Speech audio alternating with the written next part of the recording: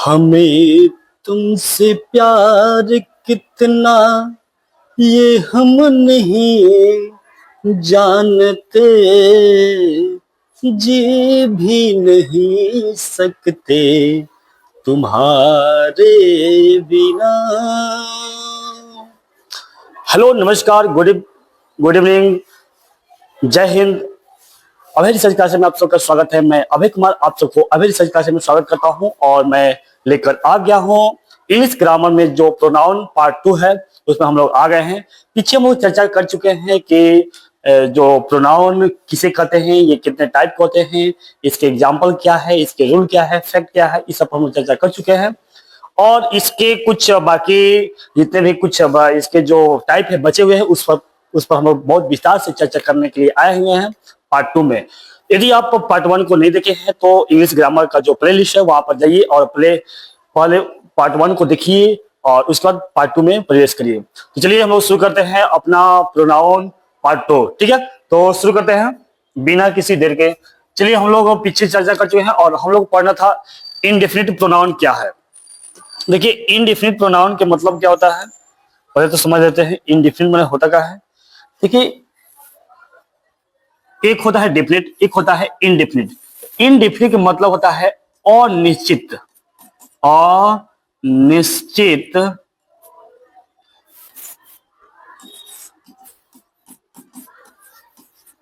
अनिश्चित। ठीक है, अब होता क्या है कि इसके कहने का मतलब यह है कि इससे कोई भी नाउन है, प्रोनाउन है जिससे निश्चित ना हो, एक एक स्पेसिफिक होता ना, जो कि अस्थायी रूप से वो निश्चित नहीं हो पाता है, तो उसे हम लोग कहते हैं इनडेफिनिट में।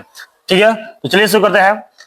यहाँ करा कि an indefinite pronoun refers to on specific people और थिंग्स। इन्हीं वैसा प्रोनाउन जो अनिश्चित, जो अनिश्चित पीपल और थिंग्स, इन्हें व्यक्ति और वस्तुओं का बोध करता हो, उसे क्या कहेंगे? उसे कहेंगे इनडेफिनिट प्रोनाउन। जिससे अनिश्चित वस्तुओं या व्यक्तियों का बोध हो, उसे कहते हैं इनडेफिनिट प्रोनाउन। कराया कि वह सर्वनाम जो किसी निश्चित व्यक्ति या वस्तु या संख्या को स्पष्ट रूप से नहीं दर्शाता हो या अनिश्चितता सामान्यता को दर्शाने के लिए इसका प्रयोग किया जाता है। जैसे करा है कि someone is at the door, someone at the door, यानी कोई दरवाजे पर है, कोई दरवाजे पर है। तो यहाँ पे जो someone है, इसे जाहिर हो रहा है कि कौन है, इसे निश्चितता का बोध नहीं होता है। यानी जो स्पेसिफिक होता है, जो निश्चित होता है, उसका बोध यहाँ पर नहीं हो रहा है। अतः ये क्या है? इनडेफिनिट प्रोनाउन है। अगला है एवरीथिंग इज रेडी। एवरीथिंग में प्रत्येक क्या है? सब क्या, इसमें सब तैयार है। तो यहाँ पर एवरीथिंग क्या क्या तैयार है, क्या क्या उसमें मटेरियल है, इसका एक निश्चित बोधता हो रहा है। निश्चितता का बोध हो रहा है नहीं ना, यहाँ पे एक अनिश्चितता का बोध हो रहा है, यानी अन स्पेसिफिक का बोध हो रहा है। इसलिए यह क्या है? ऑन इंडेफिनिट प्रोनाउन है। ठीक है, क्लियर है? कहने का मतलब साफ है कि जिससे किसी निश्चित वस्तु, व्यक्ति, स्थान का बोध न हो, उसे कहते हैं इनडेफिनिट प्रोनाउन। ठीक है, इसकी संख्या बहुत ही ज्यादा होती है और समझ लेते हैं क्योंकि इसका उपयोग आमतौर पर ज्यादा किया जाता है। ठीक है, देखिए जैसे यहां पर दिया है, देखो समवन यानी कोई व्यक्ति के लिए आता है। समवन यानी कोई व्यक्ति, एनीवन यानी कोई भी व्यक्ति, यानी कराना कि समवन कोई व्यक्ति, एनी बॉडी मतलब कोई भी व्यक्ति, तो एनीबॉडी यानी कोई भी बता सकता है। ठीक है, ऐसा है।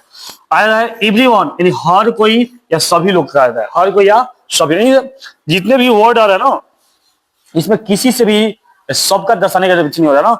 और ये ऊपर से देख लेना हमें, यहाँ पर जो ये व्यक्तियों को दर्शाने के लिए आता है, मतलब कोई अनिश्चित व्यक्ति है उसको दर्शाने के लिए ये सब जो इंडिफिनिट प्रोनाउन का प्रयोग किया जाता है। पहला है समवन है, एनीवन है, एवरीवन है। अगला है नो वन। नो वन माने कोई नहीं है, नो बॉडी माने कोई भी नहीं है, और एनीबॉडी माने कोई भी व्यक्ति, और एवरीबॉडी माने हर कोई या हर सभी कोई ना। और जब हमें वस्तुओं को दर्शाना हो तब प्रयोग किया जाता है समथिंग। देखिए समवन का प्रयोग किया गया है, वस्तुओं को दर्शाने के समथिंग का प्रयोग किया है। एनीथिंग, एनीथिंग माने कुछ भी या कोई भी चीज। ठीक है, समथिंग माने कुछ। ठीक है, एवरीथिंग, एवरीथिंग माने होता है सब कुछ। एवरीथिंग माने सब कुछ, ये सब क्या के लिए आएगा, ये वस्तुओं को दर्शाने के लिए आएगा। जैसे एनी, नोथिंग, नोथिंग माने कुछ भी नहीं है। इन सबके अंत में क्या आया है, सबके अंत में हम लोग देख रहे हैं कि सबके अंत में थिंग, थिंग आया ना। यानी समथिंग हो, एनीथिंग हो, एवरीथिंग हो या नोथिंग हो, या समथिंग हो, एनीथिंग हो, एवरीथिंग हो या नोथिंग हो, ये सब क्या है, ये सब प्रोनाउन है। और कौन सा प्रोनाउन है, इंडिफिनिट प्रोनाउन है। क्या किया जाता है, ये वस्तुओं को दर्शाने के लिए आते हैं। किसके लिए आते हैं, वस्तुओं को दर्शाने के लिए इसका प्रयोग किया जाता है। अन्य कुछ जो इंडिफिनिट प्रोनाउन है, जैसे कि यहाँ पर है ईच है, ईच माने प्रत्येक होता है या हर एक होता है, ठीक है। या आइदर है, आइदर का मतलब कोई एक होता है या दो में से कोई एक, ठीक है। नाइदर होता है, न कोई, इन दोनों में से कोई नहीं, ठीक है। ऑल, ऑल माने होता है सब या सभी होता है। फ्यू, फ्यू माने कुछ या कम संख्या बताया जाता है फ्यू। मेनी, मेनी माने कई होता है या बहुत होते हैं, ठीक है। सेवरल होता है, सेवरल माने अनेक होता है, ये इसका मतलब कई होता है। या सम होता है, सम माने कुछ होता है या कुछ लोग या कुछ वस्तु, दोनों के लिए प्रयोग होता है। नन है, नन माने कोई नहीं, ये क्या होता है, ये अन्य जो 9 जो दिया गया है, ये इंडिफिनिट प्रोनाउन, जो अन्य रूप से ये इंडिफिनिट प्रोनाउन के रूप में प्रयोग किया जाता है, जिससे किसी भी निश्चित व्यक्ति या वस्तु का बोध नहीं होता है। अब समझते हैं कि कौन सिंगुलर होता है, कौन प्लुरल होता है, और कौन सिंगुलर भाव ग्रहण करता है, कौन प्लुरल भाव ग्रहण करता है, ठीक है। तो यहाँ पे हम लोग शुरू करते हैं कि जैसे में कह कि कई इंडिफिनिट प्रोनाउंस हमेशा सिंगुलर होते हैं। जैसे कुछ ऐसे ऐसे इंडिफिनिट प्रोनाउन है जो हमेशा सिंगुलर होते हैं, जैसे में each, everyone, someone, no one, anybody, anything. ये जितने भी इंडिफिनिट प्रोनाउन है ये हमेशा सिंगुलर रहते हैं और अपने साथ हमेशा सिंगुलर भाव को ही ग्रहण करेंगे। याद रखना हमेशा कि जब कभी भी सेंटेंस में ईच आ जाए, एवरीवन आ जाए, समवन आ जाए, या नो वन आए, नोबॉडी आ जाए, या एनीथिंग आ जाए, उसे हमें समझना क्या है, ये सिंगुलर नंबर में ही है। किसमें है, सिंगुलर नंबर में है, ठीक है। और अपने सिंगुलर फॉर्म को भी ग्रहण करेगा, ठीक है। एग्जांपल में एवरीवन, यहाँ पर is happy, everyone is happy, each of the students was present. यहाँ पे दिया है स्टूडेंट्स, अब फिर भी वाज लगा है, काहे लगा है, क्योंकि पहले इसमें क्या है, ईच है। और चूंकि ईच एक ऐसा इंडिफिनिट प्रोनाउन होता है जो हमेशा क्या होता है, प्लुरल होता है। अब देखिए यहाँ पर ये, जिसे ये हमेशा जो भी इंडिफिनिट प्रोनाउन होता है ये हमेशा प्लुरल होता है, जिसमें में बोथ है, फ्यू है, मेनी है, सेवरल है। ये चारों एक ऐसे इंडिफिनिट प्रोनाउन है जो हमेशा अपने साथ प्लुरल वर्ब को ग्रहण करते हैं, क्योंकि ये प्लुरल ही होते हैं, ठीक है। क्या होता है, ये प्लुरल होता है। जैसे फ्यू वेयर अब्सेंट, कुछ क्या है, अब्सेंट है, कुछ लोग क्या है, अब्सेंट है, कुछ एब्सेंट हो सकता है, ठीक है। तो यहाँ पर हम ये समझे कि जो each, everyone, someone, no one, anybody, anything, जितना ये वर्ड है इंडिफिनिट प्रोनाउन का, ये सिंगुलर में प्रयोग होता है और वे प्लुरल में होता है। लेकिन कुछ ऐसे भी इंडिफिनिट प्रोनाउन है जिसका प्रयोग सिंगुलर में भी होता है और प्लुरल दोनों में भी हो सकता है, ठीक है। जैसे मैं कह रहा है यहाँ पर, जैसे मैं दिया है ऑल, समवन, नॉन, मोस्ट, ठीक है। ये कैसे इंडिफिनिट प्रोनाउन है, इनके साथ सिंगुलर और प्लुरल, यानी सिंगुलर नंबर, जो सिंगुलर नंबर होता है और प्लुरल जो नंबर होता है, दोनों का प्रयोग किया जाता है, ठीक है। जैसे कह रहा कि ऑल इज वेल, सिंगुलर हो गया, और all are ready, all are ready, all is well, all are ready, यहाँ पर सिंगुलर और प्लुरल दोनों का बोध हो गया, ठीक है। तो कुछ ऐसे इंडिफिनिट प्रोनाउन है ये जिसके साथ सिंगुलर वर्ब और प्लुरल वर्ब दोनों का प्रयोग किया जाता है, और कुछ ऐसे थे जिनके साथ सिंगुलर हमेशा सिंगुलर प्रयोग हो रहा है, कुछ ऐसे थे जिसके साथ हमेशा प्लुरल का प्रयोग होता है। चलिए अब देखते हैं, जो इसमें एक ओनरशिप का भी बोध जाता है, जिसका इंडिफिनिट प्रोनाउंस के साथ पोसेसिव एडजेक्टिव का प्रयोग होता है। पोसेसिव एडजेक्टिव का मतलब ही होता है ओनरशिप, यानी मालिकाना, यानी किसी पर अधिकार जमाना, ठीक है।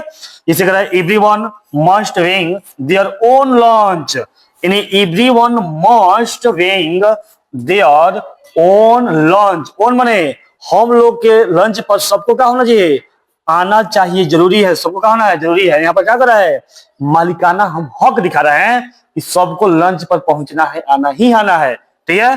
तो यहाँ पे क्या कर रहा है, एक ओनरशिप का भी बोध कराता है, किसके साथ, पोसेसिव एडजेक्टिव के साथ। यानी पोसेसिव एडजेक्टिव इसमें कौन है, तो है ओन, ठीक है। नहीं दिया है, सॉरी, चल दिया है। चलिए अगला आता है, इसका प्रयोग निगेटिव सेंटेंस में भी होता है। कैसे कहता है देख लेते हैं। देखिए जो इंडेफिनिट प्रोनाउन होता है इसका प्रयोग निगेटिव इंडेफिनिट जो प्रोनाउन है जो नो के साथ बनते हैं, जैसे कि नो बडी है या नोथिंग है का प्रयोग स्वयं निगेटिव अर्थ को रखते हैं, इसलिए इसका प्रयोग अलग से नॉट का प्रयोग नहीं लगाया जाता है। मतलब कि जब कभी कोई सेंटेंस में नो बडी आ जाए नोथिंग आ जाए तो ये अपने निगेटिव सेंस को ही बताते हैं, निगेटिव अर्थ को ही व्यक्त करते हैं। ठीक है, जैसे nobody came to the party, यानी कोई भी पार्टी में नहीं आया। तो यहाँ पे जो नो बडी है ये खुद क्या कर रहा है, एक निगेटिव सेंस को व्यक्त कर रहा है। और जो यहाँ पे नो बडी है, nobody did not come, ये क्या है, गलत है, क्योंकि यहाँ पे पहले ही नो लग गया है, इसलिए यहाँ पर नोट लगाने की जरूरत नहीं थी। ठीक है, चलिए तो ये बहुत सिंपल सी बात है कि जो इंडेफिनिट प्रोनाउन है इसमें यदि नो बडी है नोथिंग है, इसमें अलग से किसी भी प्रकार के जो निगेटिव वर्ड होते हैं उसका प्रयोग नहीं किया जाता है। अगला इसमें कॉमन एरर किसे होता है, कुछ सामान्य गलतियां इसमें कैसे पहचाना जाता है, तो ये करा कि एवरी वन और एवरी वन। देखिए वो बहुत सिंपल सी बात है, बहुत देखिए मीनिंग सही सब चीज एक है ना। जैसे यहां लिखा है एवरी वन, ठीक है, एक है एवरी वन और एक दिया है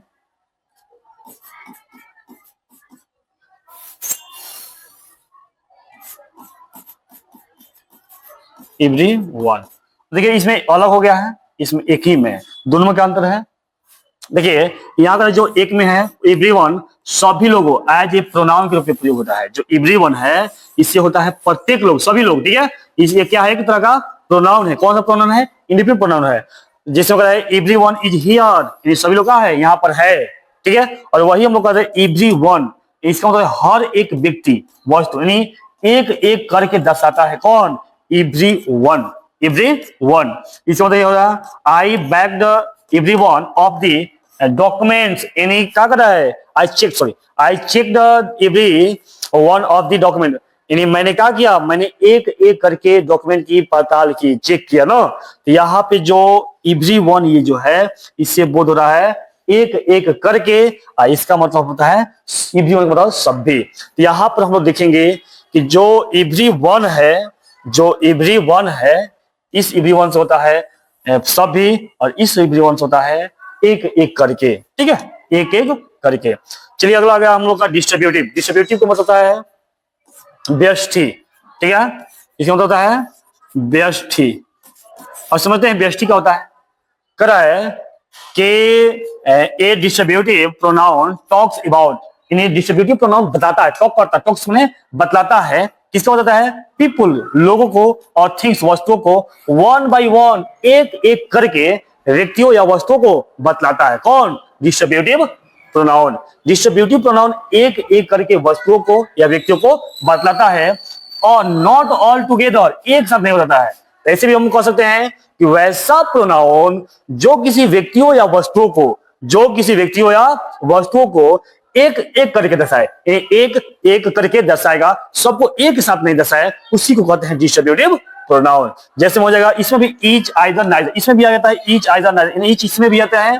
ठीक है, ईच आइदर नाइदर ये क्या है, डिस्ट्रीब्यूटिव प्रोनाउन है। या हिंदी में लिखा है डिस्ट्रीब्यूटिव प्रोनाउन वह सर्वनाम होता है जो दो या दो से अधिक व्यक्तियों या वस्तुओं को अलग अलग एक एक करके दर्शाता हो।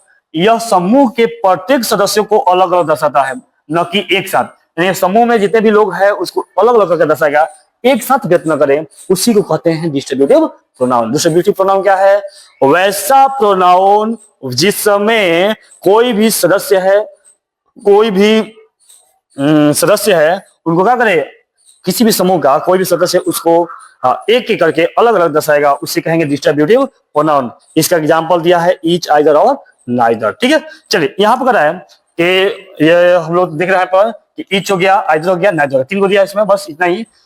और जिसमें बोला कि each of the players was given A medal, यानी क्या हो रहा है, ईच ऑफ द प्लेयर्स यानी प्रत्येक खिलाड़ियों को क्या दिया गया, मेडल दिया गया। इसका मतलब ये है कि टीम में जितना भी खिलाड़ी थे सबको क्या मिला है, मेडल मिला है, यानी सबको मिला है, एक को नहीं मिला है, या किसी को इंगित नहीं करा, सबको करा एक एक करके ना। Each of the players was given A medal, प्रत्येक खिलाड़ियों को मेडल दिया गया। ठीक है, either of the box is useful, प्रत्येक किताबें उपयोगी है। तो यहाँ पर जो किताबों को बतलाया गया है एक साथ नहीं बताया गया है, उन किताबों को एक एक एक करके बतलाया गया है कि सभी किताबें क्या है, उपयोगी है। और राय करा है कि neither of the answer is correct, यानी कोई भी आंसर सही नहीं है। ठीक है, कोई भी आंसर सही नहीं है, इसका मतलब कि दोनों का पक्ष रख लिया। पॉजिटिव जितना भी आंसर आप दिए हैं, जितना भी आंसर आया है, सब आंसर क्या है, गलत है। तो यहाँ पे हम लोग ये पढ़े कि जो डिस्ट्रीब्यूटिव प्रोनाउन होता है, इसमें कोई भी समूह में जितने भी सदस्य होते हैं उनको एक एक करके इंगित किया जाता है।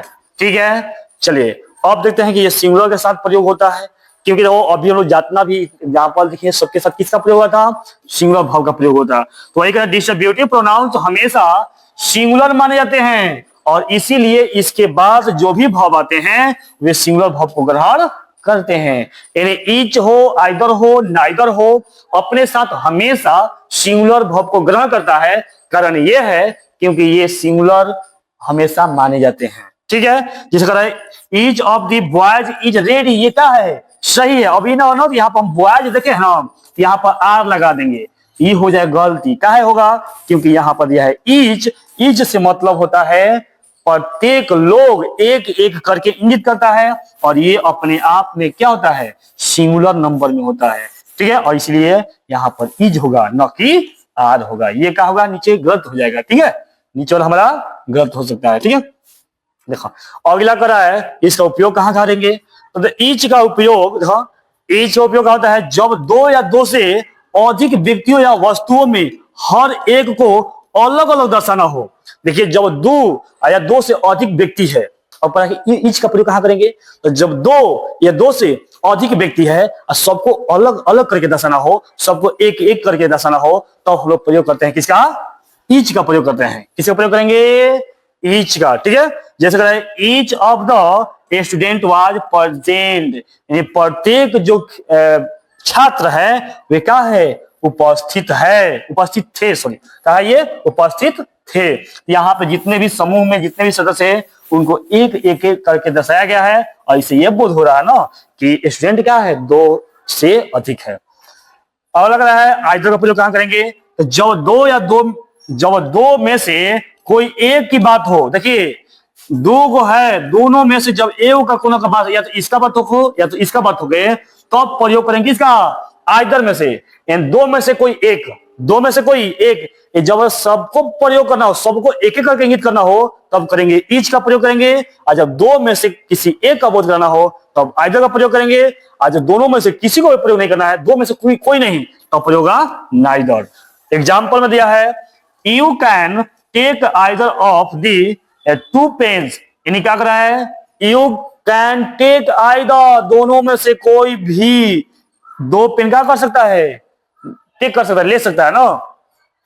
और अगर है अब यही बोला कि नाइदर प्रयोग जब दोनों में से कोई किसी का बोलना होगा तो प्रयोग होगा नाइदर का। जैसे neither of the statement is true, यानी दोनों में से किसी का जो स्टेटमेंट है, जो कथन है, सही नहीं है। ठीक है, तो यहाँ पे जब कोई भी सदस्य है उसमें दो से अधिक सदस्य है और सबको लाइन बाय लाइन सबको इंगित करना हो तो आइदर का प्रयोग करेंगे, ईच का सॉरी। और जब दोनों में से कोई एक का प्रयोग करना हो तो आइदर करेंगे, और दोनों में से कोई एक का भी नहीं प्रयोग करना है, कोई का उन्हें मतलब नहीं देना है, तो होगा नाइदर का। ठीक है, चलिए ये हो गया डिस्ट्रीब्यूटिव। अब देखते हैं डिस्ट्रीब्यूटिव जो एडजेक्टिव है और जो प्रोनाउन है इनमें क्या अंतर है।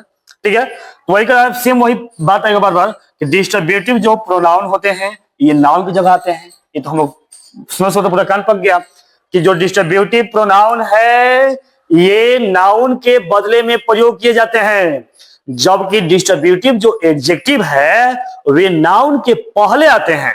ठीक है, ये क्या होते हैं, ये नाउन के पहले अगर क्या करेंगे, उसको मॉडिफाई करेंगे, यानी इसकी विशेषता को बतलाएंगे। जैसे each of the players is ready, तो यहां पर जो each of the players is ready ये क्या है, ये किसके बदले में है, ये खिलाड़ियों की जगह पे आ गया है। ये प्रत्येक जो खिलाड़ी है वो क्या है, तैयार है। ठीक है, यहाँ पर खिलाड़ी का नाम भी आ सकता है ना, या टीम का नाम आ सकता है। और यहाँ पे each player is ready, each player is, अब यहाँ पे ये जो प्लेयर है ये क्या है, नाउन है। इससे पहले क्या गया है, ईच आ गया है। तो जब नाउन से पहले आएगा तो ये एडजेक्टिव कहलाएगा, और कौन सा एडजेक्टिव आएगा, डिस्ट्रीब्यूटिव एडजेक्टिव कहलाएगा। और वही जब नाउन के बदले में आएगा तब ये डिस्ट्रीब्यूटिव प्रोनाउन कहलाएगा। ठीक है, तो हम लोग यहां पर समझे कि जो डिस्ट्रीब्यूटिव प्रोनाउन होते हैं और जो डिस्ट्रीब्यूटिव एडजेक्टिव होते हैं उनमें क्या अंतर होता है, क्या फर्क होता है। पीछे से हम लोग चर्चा करते आ चुके हैं कि जो डिस्ट्रीब्यूटिव नहीं, जो प्रोनाउन है एडजेक्टिव है, दोनों हमेशा एकदम मिलता आ रहा है। तो केवल अंतर यही आ रहा है कि जो भी प्रोनाउन होते हैं वे नाउन के बदले में आते हैं, जो एडजेक्टिव होते हैं वे नाउन के पहले आते हैं, वो बदले में आता है पहले आता है। ठीक है, चलिए अब इसमें हम बचाव का करेंगे, कॉमन एरर में थोड़ा गलतियां कहा देते हैं हम लोग, क्योंकि यही सब हमें सीखना है। क्योंकि एग्जाम में हमें कॉमन एरर से ही बचना है, कॉमन एरर को ही बताना है कौन सी इसमें गलती है और कौन से वर्ब के साथ कौन सा शब्द लगेगा या कौन सा नाउन लगेगा, कौन सा प्रोनाउन लगेगा, यही हमें समझ को विकसित करना है। हमें डिफिनीशन रट्टा नहीं मारना है, हमें एग्जाम्पल रट्टा नहीं मारना है, हमें उसके जो मुख्य तथ्य है, मुख्य जो फैक्ट है और जो कॉमन एरर होता है, जो इंपॉर्टेंट पॉइंट होता है, उन सब पर हमें ज्यादा ध्यान देना होगा, क्योंकि उसी से हमें ऑब्जेक्टिव क्वेश्चन पकड़ाएगा। ठीक है, तो चलिए देखते हैं इसके जो कॉमन एरर से कैसे बचेगा। डिस्ट्रीब्यूटिव प्रोनाउन को प्लूरल नाउन के साथ जोड़कर सिंगुलर वर्ब का प्रयोग किया। अब तक कह रहा ना कि जो डिस्ट्रीब्यूटिव प्रोनाउन होता है वे प्लूरल नाउन के साथ जुड़ के क्या करता है, अपने साथ सिंगुलर वर्ब को ग्रहण करता है, सिंगुलर वर्ब का प्रयोग होता है। यहाँ पे कह रहा है कि इसके साथ नाउन जो रहेगा ना वो क्या रहेगा, प्लूरल, लेकिन भाववा कौन लगेगा, भव लगेगा, क्रिया लगेगी कौन, सिंगुलर। जैसे neither of the boys, boys आ गया तो बॉयज कौन सा ना यह है, प्लूरल ना गया, क्या गया, प्लूरल। लेकिन साथ में आगे तो सब पढ़ेंगे तो इसका जो भव है वो सिंगुलर हो गया, क्या हो गया, सिंगुलर हो गया। तो अब ये क्या है, सही है। यहाँ पर वही कह रहा है कि डिस्ट्रीब्यूटिव जो प्रोनाउन है इसके साथ प्लूरल नाउन का प्रयोग किया जाता है, और जो भव होते हैं उससे कौन सा नंबर लगता है, सिंगुलर नंबर का प्रयोग किया है। ठीक है, तो ये जो नाइदर ऑफ द बॉयज यहाँ पर हैव देके ये गलत कर देंगे, क्योंकि यह क्या हो गया, प्लूरल हो गया। अब ऐसा ना होगा कि यहाँ पर हम देखें प्लूरल मारते प्लूरल, नहीं, नियम ही ऐसा है कि डिस्ट्रीब्यूटिव प्रोनाउन को प्लूरल नंबर के साथ सिंगुलर वर्ब का प्रयोग किया जाता है। चलिए अगला हम लोग आ गए रेसिप्रोकल प्रोनाउन। ठीक है, अगला क्या है, रेसिप्रोकल प्रोनाउन। रेसिप्रोकल,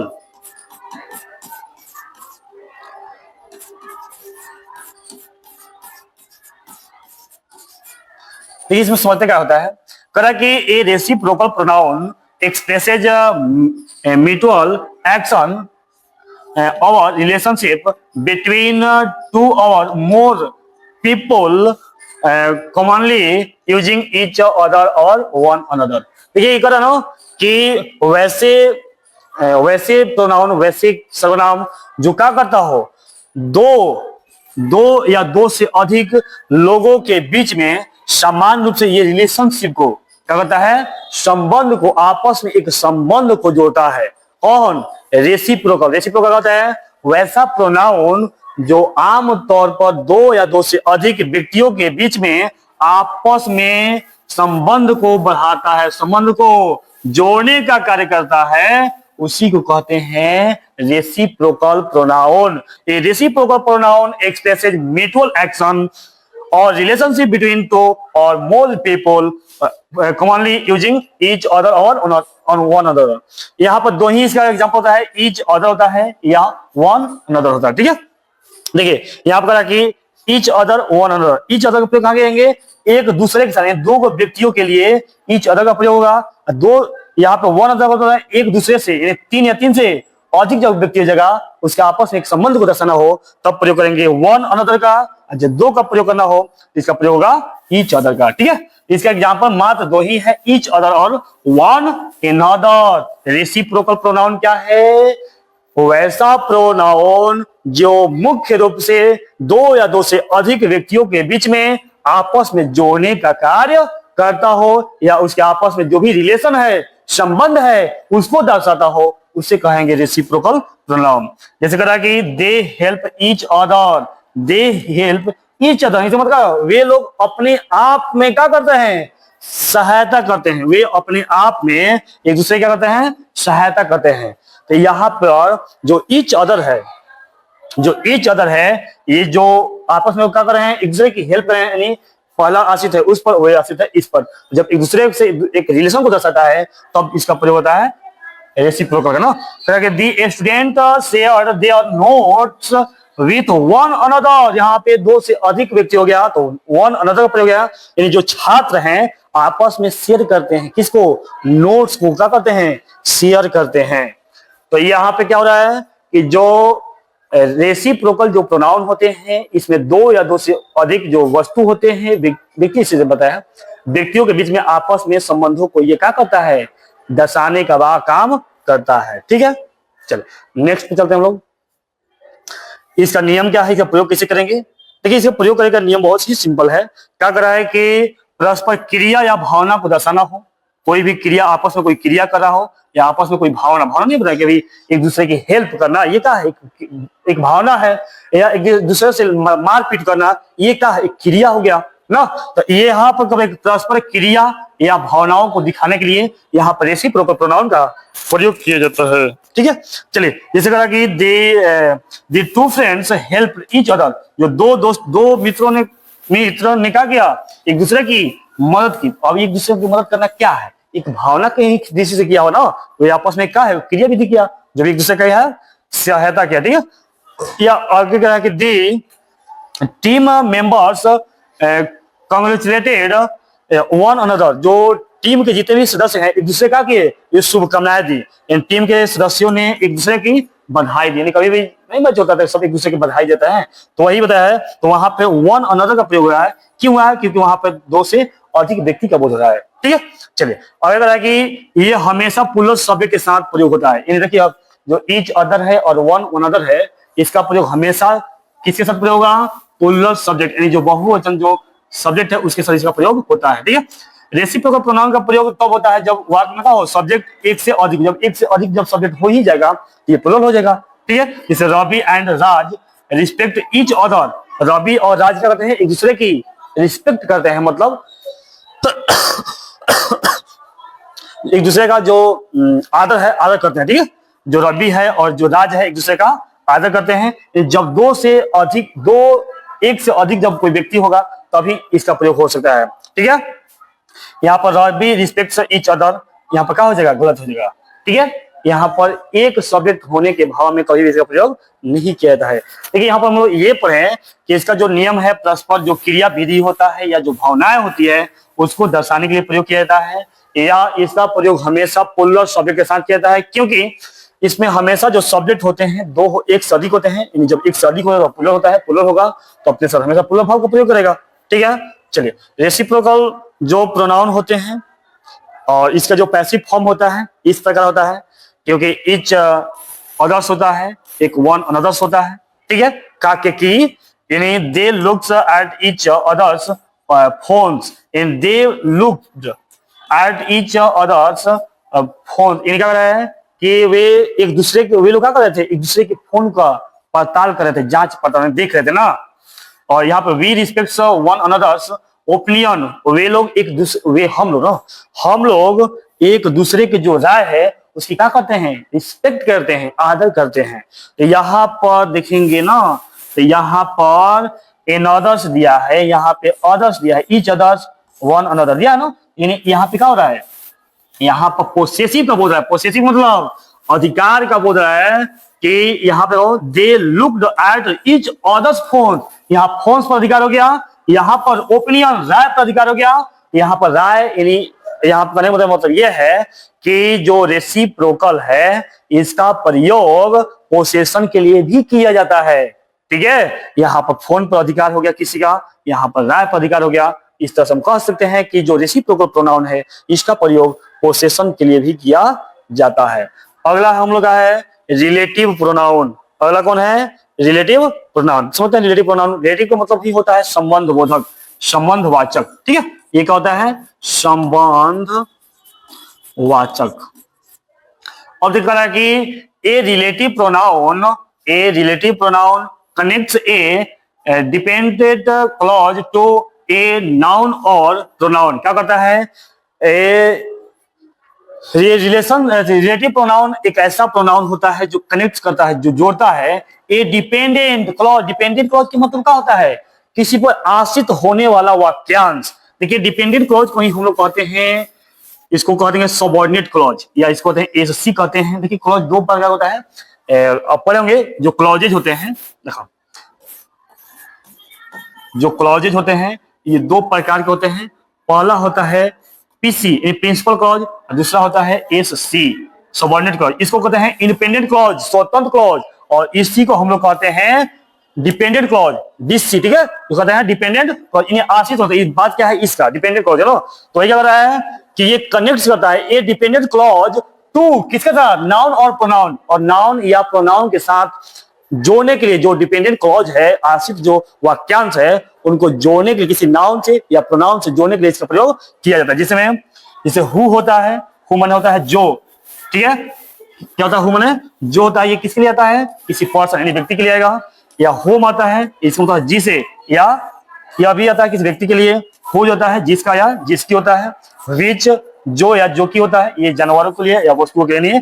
कहने मतलब ये हो गया कि ये जो निर्जीव है निर्जीव के लिए आएगा, और जो एनिमल्स होंगे जानवर होंगे उनके लिए आता है। ठीक है, और डैट है, इसमें जो या जो कि व्यक्ति और वस्तु दोनों के लिए प्रयोग किया जाता है। ये सब काहे के लिए आएगा, ये जो डिपेंडेंट क्लॉज है, डिपेंडेंट क्लॉज माने जो आश्रित जो वाक्यांश है वो किसको, किसी नाउन या प्रोनाउन को उसे जोड़ने के लिए आएगा। ठीक है, इसी को हम लोग कहेंगे रिलेटिव प्रोनाउन।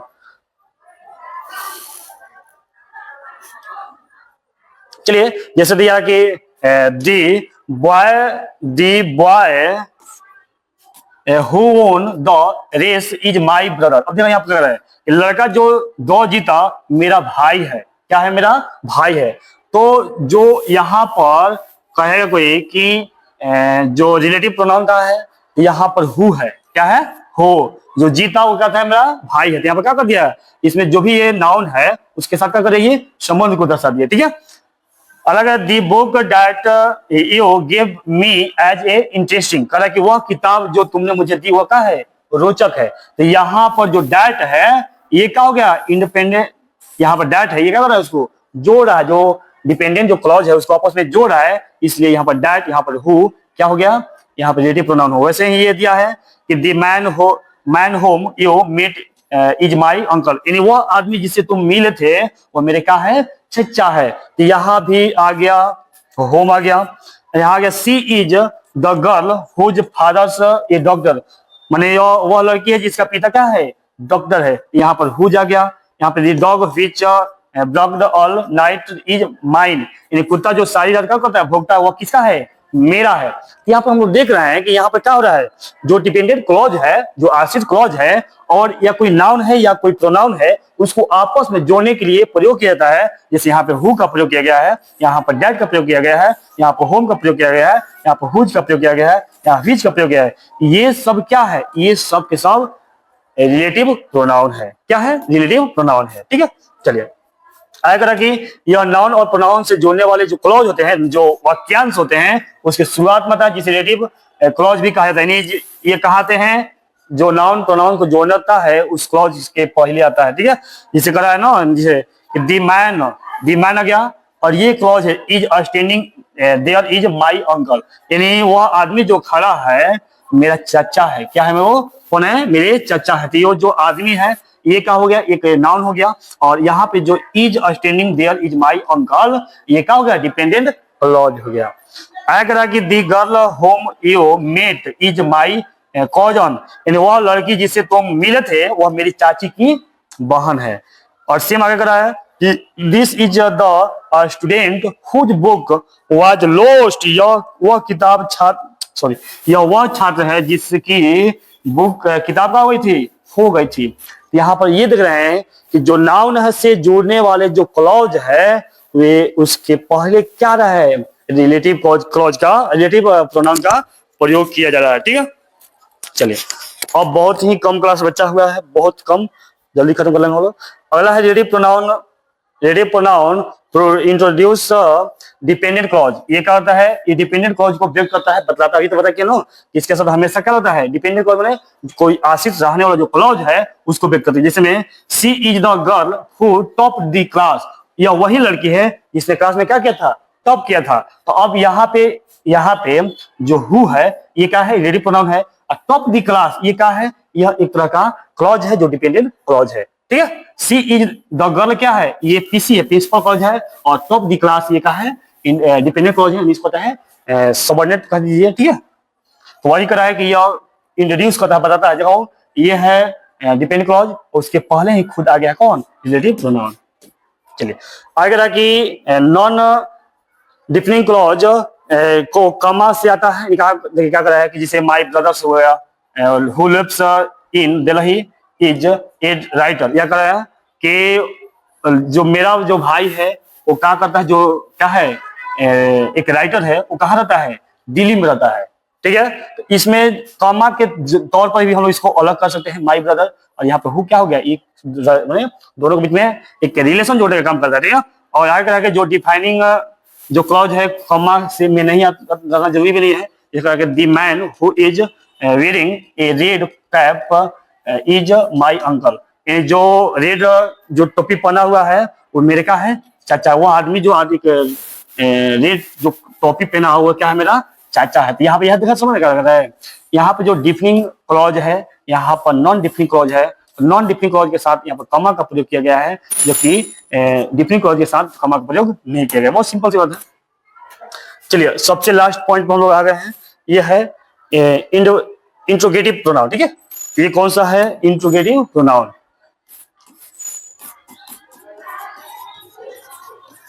इंट्रोगेटिव प्रोनाउन के मतलब होता है प्रश्नवाचक। देखिए an interrogative pronoun is used to ask question. देखिए आस्क में पूछना होता है, क्वेश्चन प्रश्न। एंड इंक्लूड्स वर्ड, देखिए वो कर रहे हैं कि वैसा प्रोनाउन जिसका प्रयोग क्वेश्चन करने के लिए, क्वेश्चन पूछने के लिए किया जाता हो, उसी कहेंगे इंट्रोगेटिव। बहुत सिंपल सा है, वैसा प्रोनाउन जिसका प्रयोग क्वेश्चन करने के लिए किया जाता हो उसे कहेंगे इंट्रोगेटिव प्रोनाउन, ठीक है। जिसे हु माने कौन होता है, होम माने किसे होता है, खोज माने किसका होता है, विच माने कौन सा, व्हाट माने क्या होता है। चलिए थोड़ा जैसे एग्जांपल दे रहा है, who is your teacher, who is your teacher, तुम्हारे शिक्षक कौन है। ये क्या किया जा रहा है, क्वेश्चन पूछा जा रहा है। और कह रहा है कि whom did you meet at the station, station पर तुम किससे मिले थे, स्टेशन पर तुम किससे मिले थे। यहाँ पर किससे मिले थे, तो वहां पर कोई ना कोई नाउन का नाम ही रखा जाएगा ना। तो इन्हें किसी नाउन का मतलब है कौन, हु या हु, होम है या हु है। होज पेन इज दिस, या पेन किसका है, होज पेन इज दिस, या पेन किसका है।